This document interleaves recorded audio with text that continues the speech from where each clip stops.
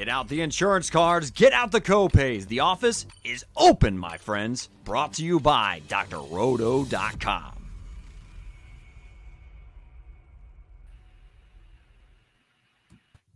What is up, and welcome in. We are the One and Done Show. We are your fast break of college basketball information. I am your host, Eric Romoff. You can catch me on those Twitter streets at FantasyNav, and he is the captain of our ship. He is MC Holland34 on Twitter. He is Mr. Mike Holland. Mike, welcome in. How you feeling this Monday? How you feeling about the Tuesday slate? Yo, man, what's going on? I'm feeling good. Had a break today. No college basketball games on the slate the day after Christmas. So, it's I'm ready to get back at it, man. Had a nice little run at it during the on Christmas Day with the the Diamond Hawaii Classic tournament. So that was a lot of fun. Made a little bit of money on that, but ready to kind of dive into this weird 5-game slate on DraftKings that we're going to get into. So, let's jump right into it. Man, weird is a good way to put it. We're looking at a 5-gamer, which is it's kind of like a tweener size slate, right? It's not so small where you have to just absolutely chase raw points, but it's also not so large to where you have a lot of different ways to get different. Do have a 2K to first tournament out there. And a lot of the teams that are playing in this 5-gamer are kind of on the fringes. So we're going to be looking at some rosters and sharing some names that might not be too familiar with everyone out there. But we will start out with our first featured game. This is one carrying a 148-point total. It is the Northwestern State Demons heading to Texas A&M to face off against the Aggies. As you can anticipate, pretty large spread on this one. Northwestern State is getting 16 points. So 82 implied total for Texas A&M, 66 for the Demons. We'll start on the Northwestern State side. Not really a whole lot to be excited about in terms of their efficiencies. 214th offensively, 303rd defensively, playing pretty slow, 204th in tempo. Mike, introduce the people to the Northwestern State Demons. Oh gosh, man, that just sounds kind of brutal. But when you look at this game, right, like in this slate, just in general, like there are some heavy favorites, right? Most of them here in the state of Texas. So, we'll start with the Demons here. A 66-point implied total. The problem that happens with these mid-major teams, right, these lower mid-major teams, is we get their price points at where they're at playing recently, right? And that doesn't necessarily reflect them playing teams like Texas A&M, Texas Tech. So while DeMarcus Sharp in his last 5, who is 8,600, has a 35, a 51, and a 50, that is not probably in the books for him this time. Now, the rates are insane, right? I mean, he's got a 32% usage rate, a 32% shot rate, 25% assist rate, shooting 56% from 3. But this is probably a matchup that, I mean, yes, is he going to take a ton of shots? Yeah, he's probably going to play a pile of minutes here. But at 8,600, man, like that is, you're approaching like Armando Bacot levels here. And you're typically playing those guys with totals in the 75s and 80s and having stronger matchups. When, you get one of these lower majors playing a Power 5, Power 6 team, it is a little bit tougher to pay that price. So for DeMarcus Sharp at 8,600, I might have 1 out of 20 just to see what happens there. But, really more of this side, I'm kind of using either a pay down spot or a stay away spot if I'm attacking anybody from this team. You can also, slide down here. I mean, it's a pretty sharp decrease when you kind of jump down here to Jamonte Black. He's 6,800. Now, obviously, the rates come down significantly. He's only got an 18% usage rate, 23% shot rate. Look at his game log, right? Like he's got some 20s in there. He's got a 41 that's in there, but nothing of the caliber of this Texas A&M defense that they're going to be facing off. And it's not like it's a great defense, too. I mean, like Texas A&M, they're not world beaters. They're not a top 50 defense. So could potentially a Sharp or Black go off here, maybe. And in these type of tournaments, we've seen that before where, one guy from these lower mid majors catches fire. The thing to look at with Sharp and Black, right, is Texas A&M, they allow people to get to the free throw line at 348th in opponent free throw rate. So, these are the two guys that are going to have their ball in their hands a lot. So you could get some cheap free throws there. Texas A&M is also 344th in opponent assisted field goals made. So when people are scoring, you're getting the assist off of that. So Sharp at a 25% assist rate is kind of interesting. And then also Texas A&M is only 282nd in the country in holding opponents, from the 3-point line. So, that's not great either. So Black, someone shooting 34% from three. Sharp, someone shooting 56% from three. Like, those price tags are pretty tough to swallow. If they were 500 to 1,000 less, it'd probably be a little bit easier to click their names in there. Outside of those two guys, there's just not a lot of interest, right? You can go to Jalen Hampton. He's 6,600. Usage rate climbs down a little bit more, but you get some rebounding upside here. He's had some games last 5, 26, at 23, at 27 that's in there. 6,600, that's kind of tough to pay too, man. You'd wish this guy was 5,600. Then it's probably a little more playable, especially on a slate where you do have 10 teams. Like, I don't think you have to force the issue here. If you want to pay down, I think a guy that's interesting, and I mean, this guy only has 20 fantasy points in his last 5 games anyway, combined, is Greedy Williams. He's 3,700. Like if this becomes a blowout, right? Like some of these guys that come off the bench and play decent minutes, right? Like they get a little interesting when you're looking for salary savers. I mean, he's not going to be owned at all, right? But at 3,700, if you can get a 14 or 15 out of that price point on this type of slate, you feel pretty confident about that. So it really depends on game flow, right? If you obviously think A&M is going to blow these guys out by over 20, Greedy's someone that you can look at. But, overall, maybe at one Sharp, one Black, it's just not a lot to love on this side in this matchup. Yeah, that makes sense. And to your point on Greedy Williams, you looked at his game against Rice the last time he was in double digits, and they lost that one by a pile of points. So could be a bit of prelude to what could be coming here. I want to go back to Black, something that you said specifically. So you're looking at these game logs for him, and basically when he gets there, he's scoring a ton of points, right? 31 points, 17 points, 15 points. And specifically to the nugget that you dropped in there that they might be able to get to the free throw line a lot. This guy's shooting 933 from the charity stripe. So if he gets his number called, if he's getting fouled left and right, he should be able to turn those in. Do you think that this might be the type of game where they have to lean on a Black or a Sharp to, really drive the offense, and he can get the number of shot attempts that he needs in order to pay off that price tag? Yeah, I mean, you like the shot rate. It's still 23%. You like the downtown game, right? 34%. I mean, he's going to have to get to the free throw line, 8 to 10 times, and it's just tough, right? Like, I mean, A&M's borderline top 100 defense. The price tag is a lot easier to swallow than a DeMarcus Sharp. So, man, I don't know, man. Like, this is a pretty ugly spot trying to figure out, which one of these guys is going to help them get to the 66 points. Because even if they get to 66, right, like it might not be enough to pay these price tags off where, you probably want to see these guys about $1,000 less, for them to get to 4X. So, if I'm playing someone here and feeling a little more confident, Sharp, obviously, because of his rates and how well he shoots and just his usage in this offense is crazy. Whereas Black, yeah, he's going to have to knock down shots because he doesn't have the assist rate, the steal rate, the 3-point shooting ability. Yeah, I mean, it's basically like this guy's going to have to just go insane. It just doesn't feel great. So I'm looking at Sharp, maybe a Greedy Williams, and you're talking 1 out of 20 on these guys. Speaking of feeling great, we always feel good when our guy C-Max checking in on YouTube, throwing out the bacho, and he wants to hear about Wade Taylor. So let's give the people what they want. Let's move over to the Texas A&M side of this matchup. You've mentioned their defensive prowess already, close to top 100 in the nation, 41st in the offensive efficiency category, playing about a middle-of-the-road tempo.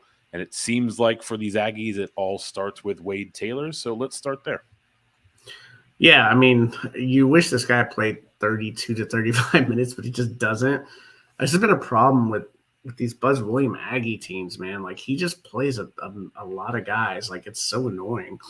But for Taylor at 8,400, I mean, the matchup couldn't be better, right? Like, 303rd defensive efficiency, like, that sticks out. They're 300, Northwestern State's 336 in opponent free throw rate, so he's going to be able to get to the line. They're 299th in assisted field goals defense. So, For Wade Taylor, someone that has almost a 30% usage rate, a 30% shot rate, and a 32% assist rate, like you really like that. So the problem is like if it gets out of the hand, right? Is he going to get enough minutes to pay off 8,400? Yeah, I mean, he could do that, right? Like we've seen him get close to 40, and I'll take a 35 all day at this price point, especially on this slate. I see someone that I'll use, the guy that I really like from A&M, and who just kind of gets the minutes, right? Like the one guy that does is Tyrese Radford. He's 7,200. Now he does not have the upside that someone like Wade Taylor has, right? But the rates are still good, and in this matchup, it could pay off here. I mean, he's a 22% usage rate. He's a good rebounder for a guard, can chip in some assists. I mean, he's had a 3% block rate. You just 7,200. You'd like him to get to get to 30, and he's only been there once in the last 5 games. But this is a soft matchup, right? Like one or two of these guys from A&M are going to get into the 30s. You just don't know if the ceiling's there with just the amount of guys that can be played off of this bench. So, for the $1,200 haircut here, and just having some decent rates, be able to do a bunch of different things. Like Radford's someone that I like. So I'll be playing some of him. Andre Gordon, like the rest of this roster is just so annoying, right? Like Dexter Dennis, like Marble, like all these guys are in the 5K range. It's like just really annoying to play these guys. You just don't know if they're going to get more than 20 minutes. But Andre Gordon, like he's 3,500, and man, like on slates like this where you just want 15, right? Like that's what you're begging for. Like the usage rate is terrible. Like it's 11%. Shot rate's terrible. It's 13%. But he does have a 21% assist rate, and you just need the ball to like find him a few times in this game for him to really make a difference, right? And at this price point, like I would gladly take a 12 or 13 to make some other pieces fit. But yeah, outside of these 3 guys, like it's just tough to play the Aggies because you just don't know. Outside of Radford, is anybody's going to play 30 minutes? Yeah, that's certainly been the story for these Texas A&M Aggies of late. I want to stick with Gordon here. You mentioned, him getting into double digits, maybe getting a little bit of extra run. Scroll through his game logs here. We do have a couple of games where the Aggies won comfortably, and he got into that 20-minute range, also turned in double-digit games. So feels like this is probably a game script that should set up that type of additional minutes for Gordon down at 3.5K. Any thoughts to, kind of skinny stacking this one? Or are you really just looking for sort of a last guy in one piece here or there? Yeah, for me, like, man, you love the 82-point implied total on KenPom for Texas A&M and the matchup. But outside of Taylor and Radford, like, I really like Henry Coleman, but I just at his price point, it doesn't feel like they're going to play him enough minutes. But he's someone that could double, so I'm going to take a chance on him in the large field tournament, maybe once or twice to see if he can just play 28 minutes and just dominate these guys. But yeah, for me, most of my exposure is going to go to Taylor Radford and then sliding down to see if Andre Gordon can maybe get me a 12 or 13 tomorrow. That makes sense. For those of you checking in on YouTube, hit those like and subscribe buttons and let us know in the chat, are you firing up any Demons or any Aggies for tomorrow's slate? We will move on to the second game that we want to cover.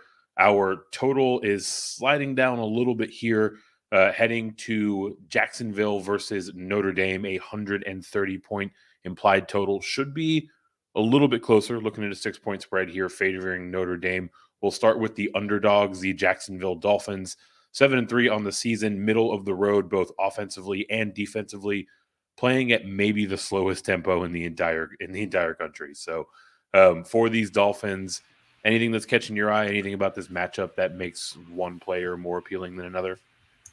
Yeah, this is a slow game. Both of these teams play very, very slow, limited possessions, but what you get in this game is guys that play significant minutes. So it's really annoying and frustrating, right? Like we're going to the complete opposite of what we just talked about, right? Like, Kevion Nolan from Jacksonville, like he does everything for them. He's 7,800. He's going to play probably 37 to 38 minutes. At 7,800, like we've seen this guy get into the 40s. Usage rate and shot rate almost 30%, assist rates over 35%. Like he is the engine of this offense, and it's an offense that ranks 179th in offensive efficiency.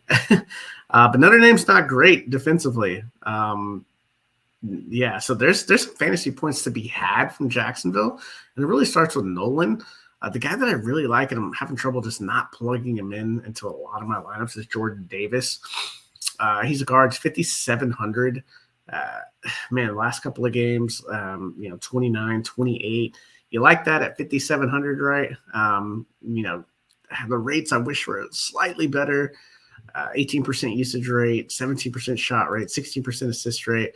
But where you can kind of chip in, right, is those steals and blocks. I mean, 3% block rate, 2% steal rate. So, those add up, right? When you start climbing down into the 5K spot, getting 3 or 4 of those and some shots to fall is going to be, a huge impact in this type of scenario. So he is someone that I'm looking to get some exposure to.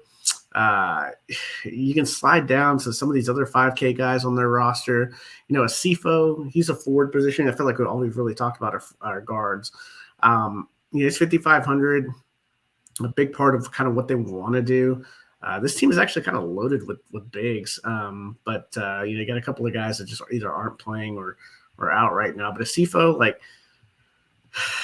I feel like he's going to get 20 fantasy points. I just don't know that at 5,500 that he has a ceiling to get to 30. Would have to take some block shots here and maybe close to a double-double, obviously, to get that.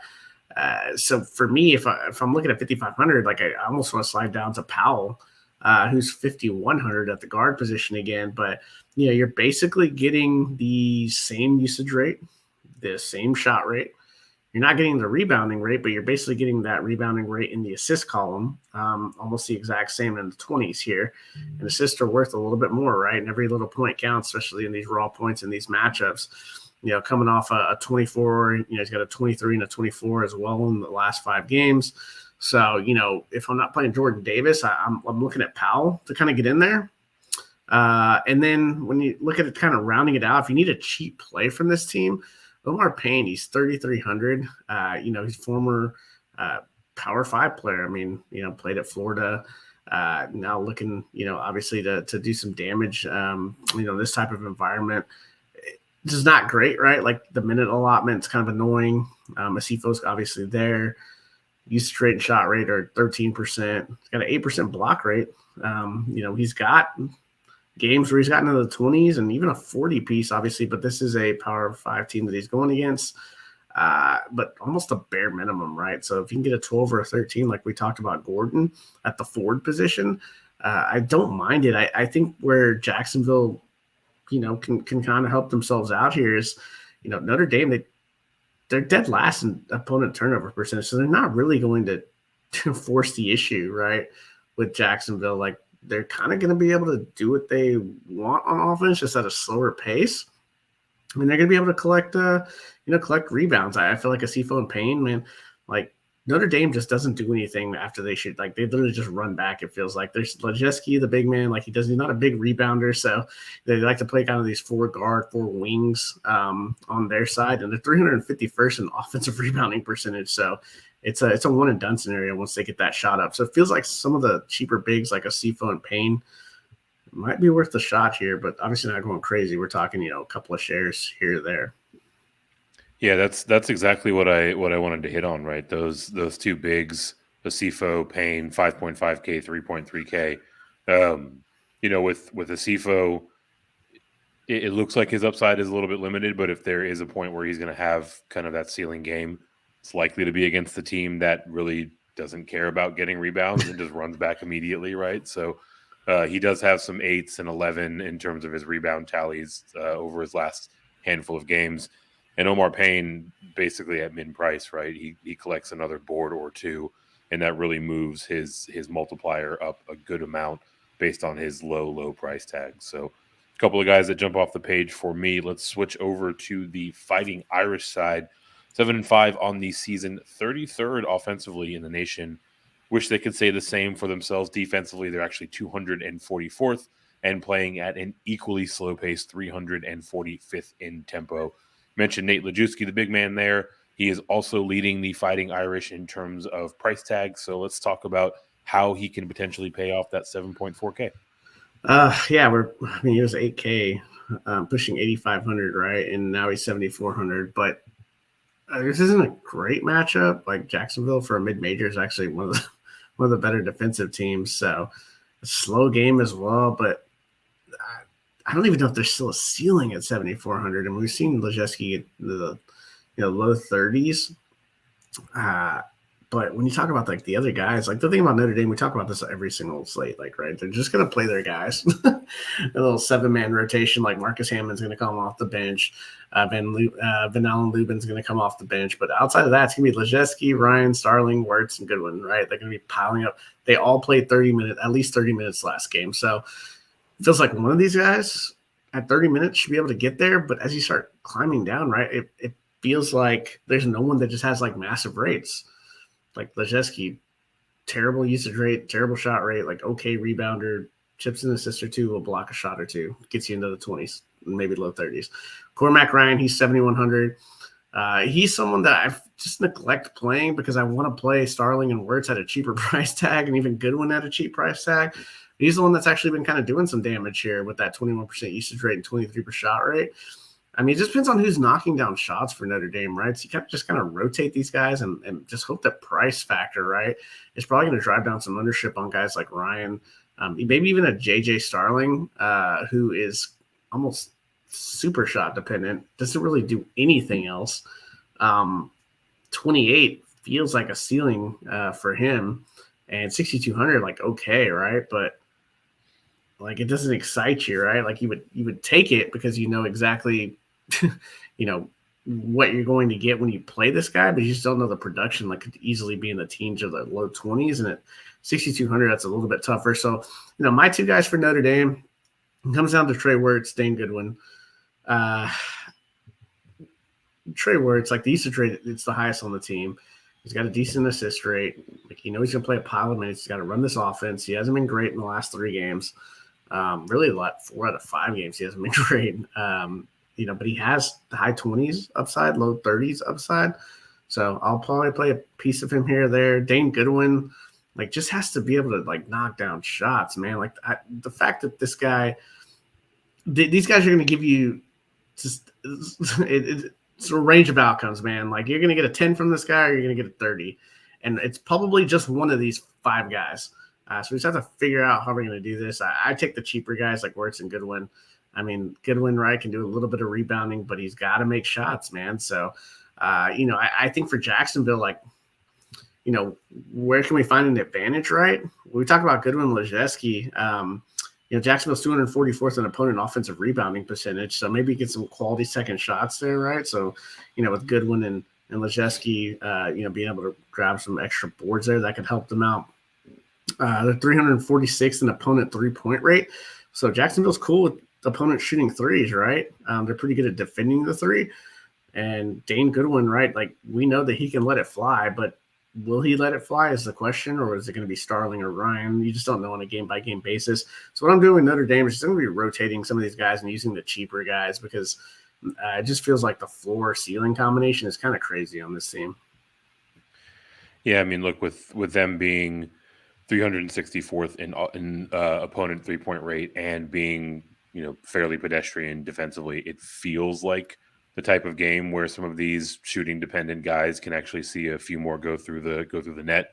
So Wirtz and Dane Goodwin, especially considering how much they play, right? Like, on almost any other team in the country, you're gonna get guys that are playing the mid 30s minutes every single night, 36K rates.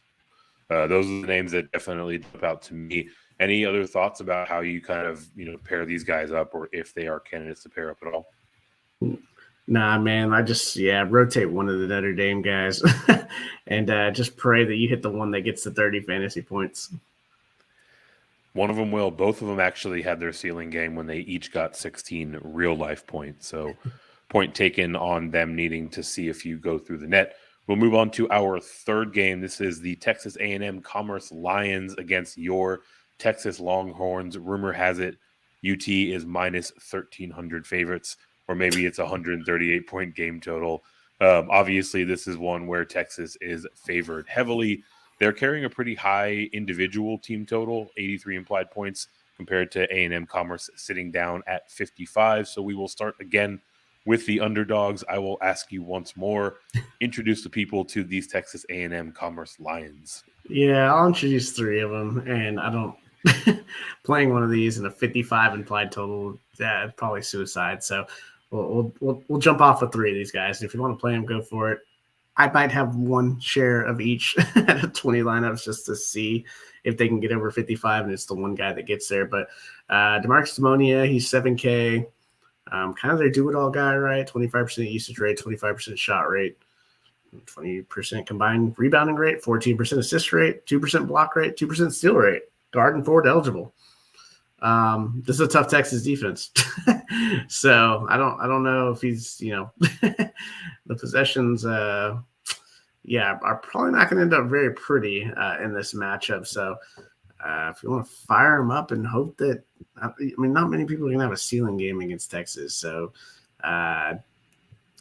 maybe 1 out of 20, and that's just hoping that you are completely separating yourself from the field. So go ahead and have at it. A little more interested in some of the guys, a little bit cheaper. Kalen Williams, the guy hasn't been over 20 fantasy points in the last 5 games. So 5,500, right? He's a primary guy in their offense, but I'm not really going there. It's more Tommy Lewis. He's 5,400. We've seen him get into the 20s. He's gonna have to make some shots, right? And usage rate is not pretty. So for me, man, and that's not even a Texas Homer thing. It's top 10 deep. The implied total tells you everything you need to know, right? We're probably sitting out these Commerce Lions. Saying 1 out of 20 might be a stretch.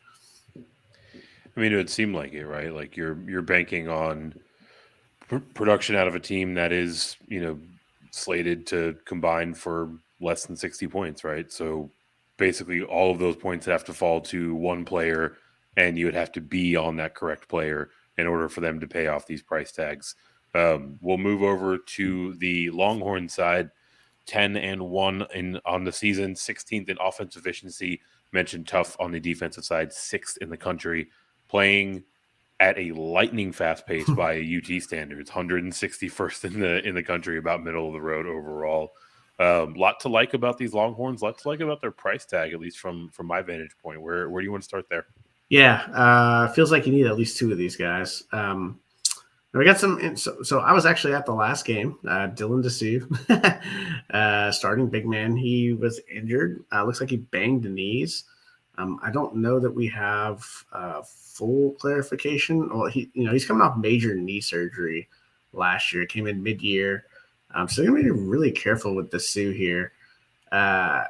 So that's going to open up some minutes here, 20 to 25 minutes for maybe some of these bigs here. So let's start with it, right? You got the big 3 for these guys. You got Timmy Allen, he's 7,600, who has now all of a sudden found himself in this offense.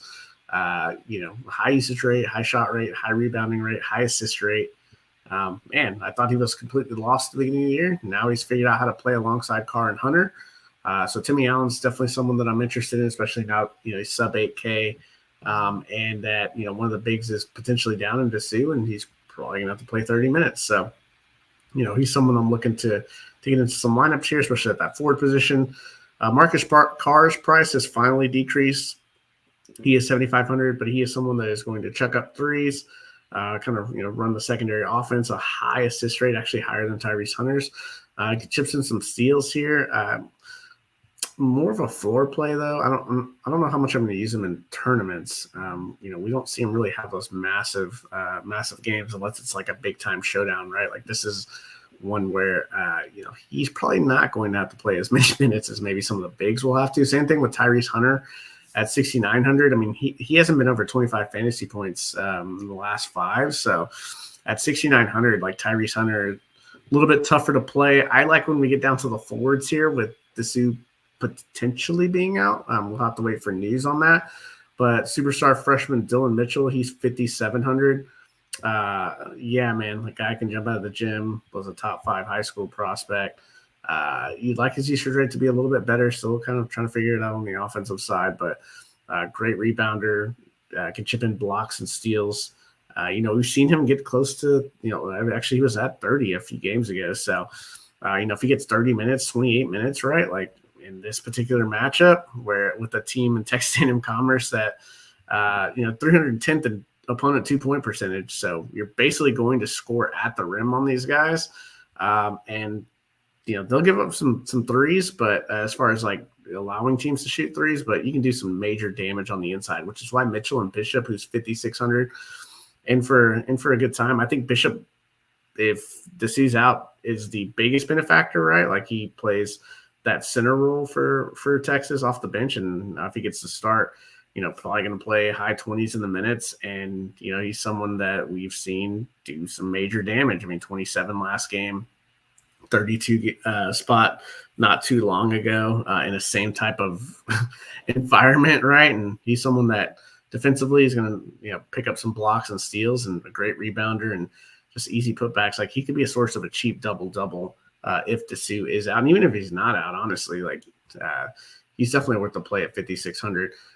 Maybe I'm biased here recently, but just saw Arteria Morris drop like 22 or 24 real life points in the last game where they scored 100 points on University of Louisiana. And this is kind of the same spot. Like Texas is going to challenge for 80 to 90 points here pretty easily. So, Morris is that guy that, they don't want Carr and Hunter out there this entire time. And he's going to be the guy that is going to be chucking up threes, can do some things on the defensive side, can run the offense. They really want to develop him. He's going to be a huge piece for them next year. So at 5,200, like, not saying he's going to drop 30 fantasy points again, but I mean, he should get to 25 plus pretty easily if this game gets out of hand. Yeah, and he just does so many things for them, right? You mentioned that game against ULL last time out where they put up 100. Not saying that UT is necessarily going to get up to triple digits in this game tomorrow, but they should be looking at a pretty similar game environment, right? So feels like there's some more run for Morris there. Looks like the latest on Disu is he's still being called day to day. So we'll have to stay locked on that news up to the minute and up to tip off, maybe a few minutes after tip off. I guess, covering all bases. If Disu does in fact play tomorrow, are there any plays that kind of removes from the board for you? Are there any guys that you think that maybe actually helps? Yeah, Dylan Mitchell's probably a little more off the board than what he probably would be if he's out. Bishop is still in play for me, just maybe not as high. Right now, probably looking at roster between 5 and 8 at 20, whereas that may drop to somewhere like 3 to 5 if this season. That makes sense. So assuming now that Disu's out, what are some of your favorite pairings here for this long forward side? Yeah, I like Morris. Probably my favorite play in this game. I like playing Morris with Allen. I like pairing Morris with Bishop. I don't mind taking a random shot at Tyrese Hunter just because of the price point. The fact that he could get 30 fantasy points. He just hasn't really chipped in the defensive metrics, which we know he's a beast on the defensive side. And the assists haven't really been there, but he's a guy that sneakily could get to a 32, even in a blowout. Definitely sounds like the type of player we want to fit in. We will move to our fourth game, another one with a very large spread. South Carolina State Bulldogs heading to Lubbock to face off against the Texas Tech Red Raiders. 87 implied total for those Red Raiders, 60 for the South Carolina State Bulldogs. We'll keep the theme alive. We will start with the underdogs, in this case the Bulldogs. Just about last or close to last in both of the offensive and defensive efficiency categories, but they play fast, 33rd in tempo. So not exactly the most efficient group out there, but you like a team that can push the pace a little bit. So tell us about these Bulldogs. Yeah, I mean, these guys are 2-12, but the thing that I like is the price point. You just mentioned they're 33rd in tempo. Texas Tech, even Texas Tech's playing at a decent pace this year, which, these guys – Big 12's playing a little bit faster than what they were last year. Right. Whereas last year, if you told me Texas Tech and they're 350th tempo, that's going to slow down a 33rd tempo team. But, these guys are going to get up and down. There should be possessions. And the thing that you like is the price tag and the minute allotment. Like Rakeem Gary at 6,000 for these guys. Like he's kind of their do-it-all guy here. I could see him challenging for mid-20s. Maybe in a 30 if he plays the entire game. good usage rate, good shot rate, hand out some dimes against chipping a steal or two. Should be able to get there. He's kind of the guy that obviously the most expensive player, right? It's a little bit tougher to target, right? But he's the guy that the rates are going to be there. Rashawn Edwards, he's 5,300 coming off the bench here. A little bit lower on the rates here, but not too much behind Gary here. So for me, especially in a blowout, I do like Edwards quite a bit. $700 savings from where Gary is, and has 25 to 30 fantasy point upside. So he's someone that'll have some shares of. You can look at someone like Cameron Jones, 5,500. He's coming off a 35 piece, but obviously not against Texas Tech. Now, when you drop down to him, or not drop down, he's actually 5,500.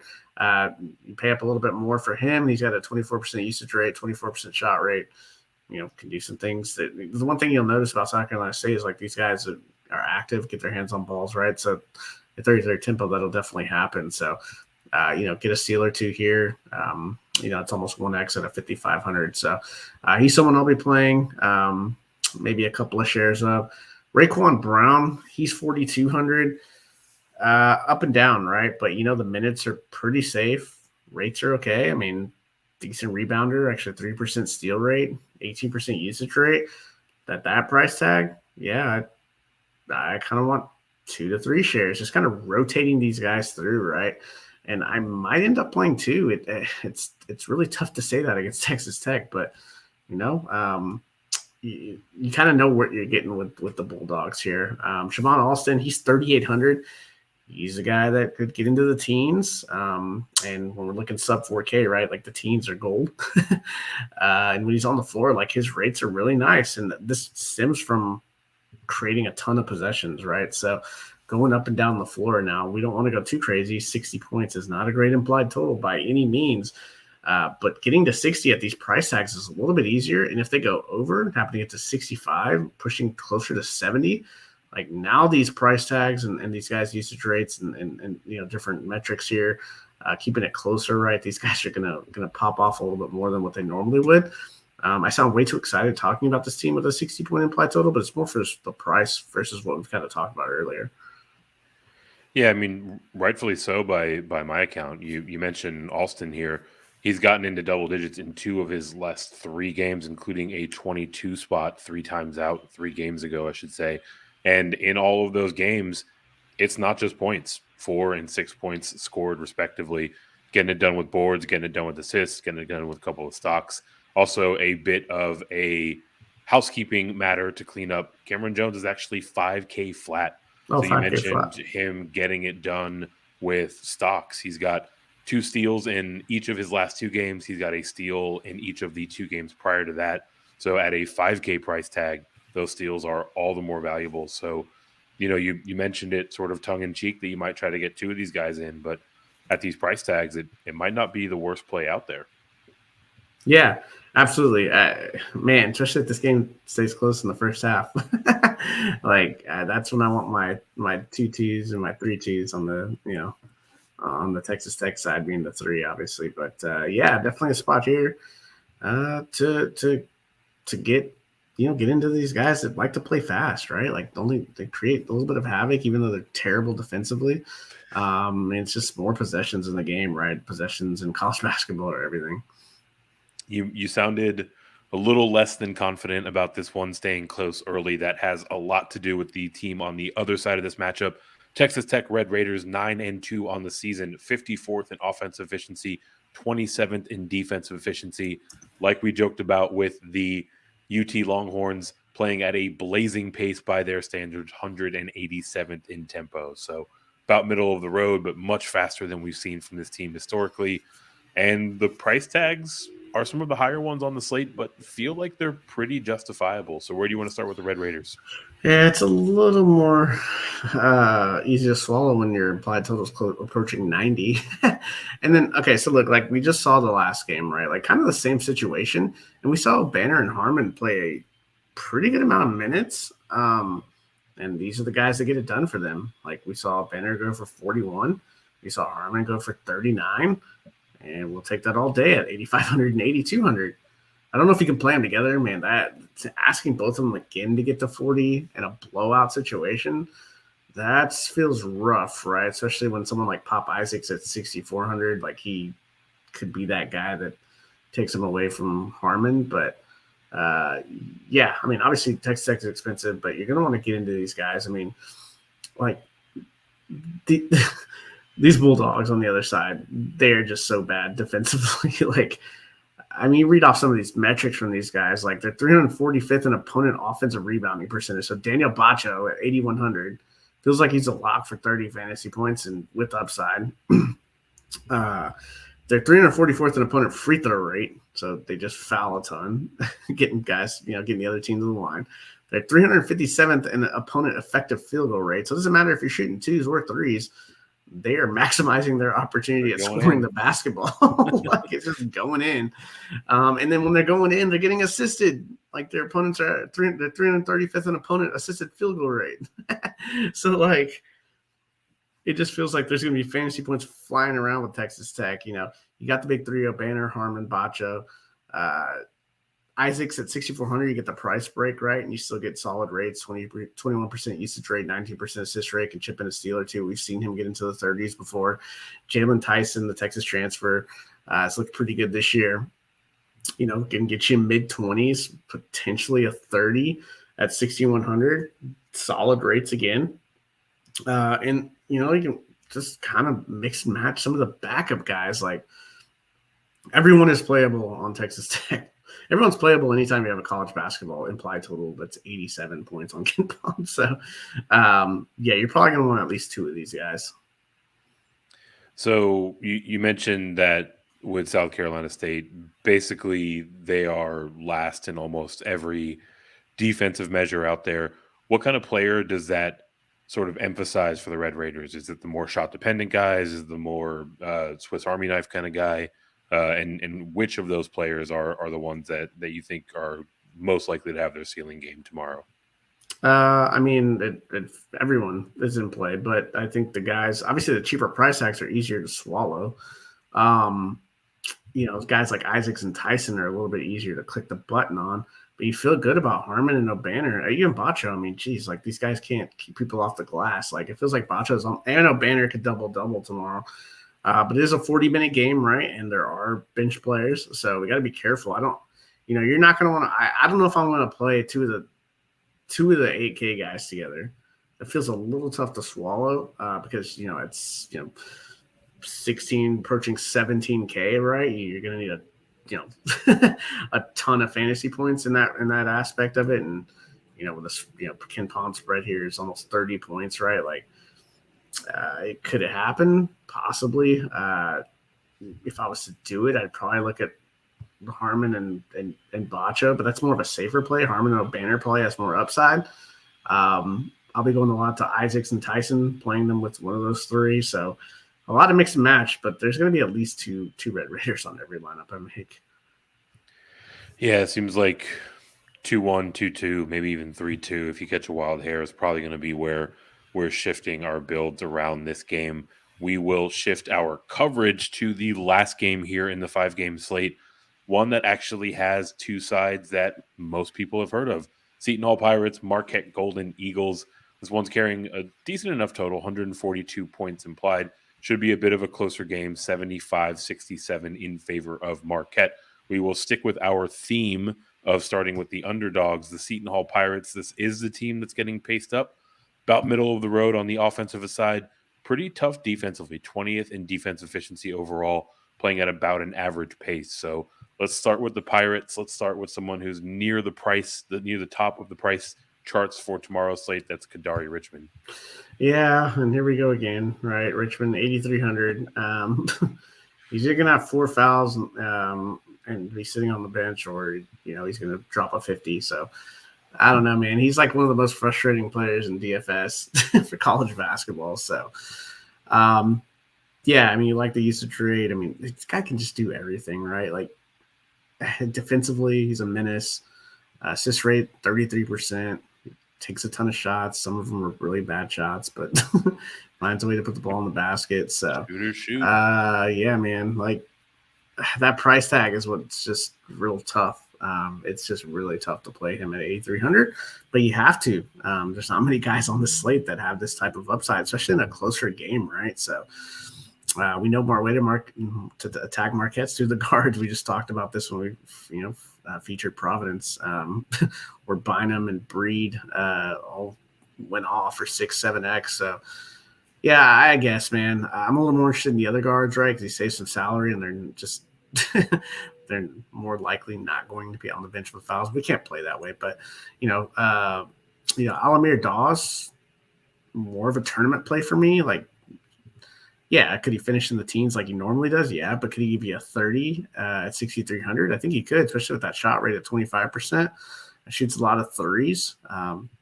Marquette getting up and down the court, like, that he could pick up a steal or two and, maybe some couple of dimes. And now you're looking at that 30-point ceiling for him. So he's someone that I'm definitely interested in. You can look at the two guys above him in price, like Nadefo. Nadefo, like he's gonna have to put up like 7 blocks and steals together for him to ceiling at 7,100. It just doesn't feel like it's really ever there. I mean, we saw him get 37 like 4 or 5 games ago. He's just not really a threat on the offensive end. I mean, his shot rate's 15%. So, he's also in that land of all the bigs there in Seton Hall. So, probably a pass, maybe 1 out of 20. Fime, 6,500. Udakale, kind of like the Dawes play, right? It's 200 more, a little more consistent, right? Better floor. But Dawes actually has better rates, which is kind of crazy. I don't know, man. Like, the Seton Hall is just always a nightmare to kind of play. Like, I've been jamming Jameer Harrison. I saw some lineups the other day where they were trying to catch him and I think he's right at 4K. And it's like, it makes sense because he plays a bunch of minutes. Like, he just doesn't do anything. Like, literally does not do anything. And you would think, and last year he was pretty good. I'll have to have at least share just so I don't miss his like random 20 fantasy point outburst, right?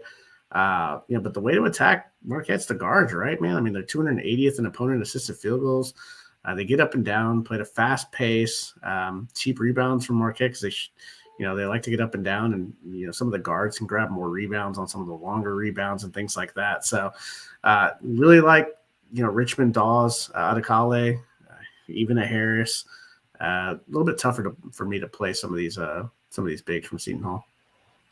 Man, I'm looking through Jameer Harris's game log here, and my dude is literally just out there for moral support. Like, he's getting mid-20s minutes every single night and just doing absolutely nothing with it. He was out there for 34 minutes against Providence in a close game, and like didn't do anything. And just cheering his dudes on. So definitely has a little bit of risk because he is in that mid 4K range. But if you're multi-entering, you definitely don't want to miss out on that breakout that feels like it's coming.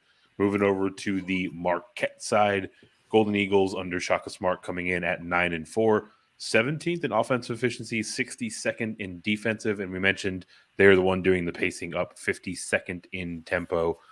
Pricing is a little bit tough, right? Everyone in that very tight rotation is kind of right around the same price tag. So how are you picking apart the Golden Eagles? Yeah, not like the other night, man. We were playing 2 or 3 of these guys, and it's probably just one and done for me on this roster. And it starts with the 4 main guys we always talk about.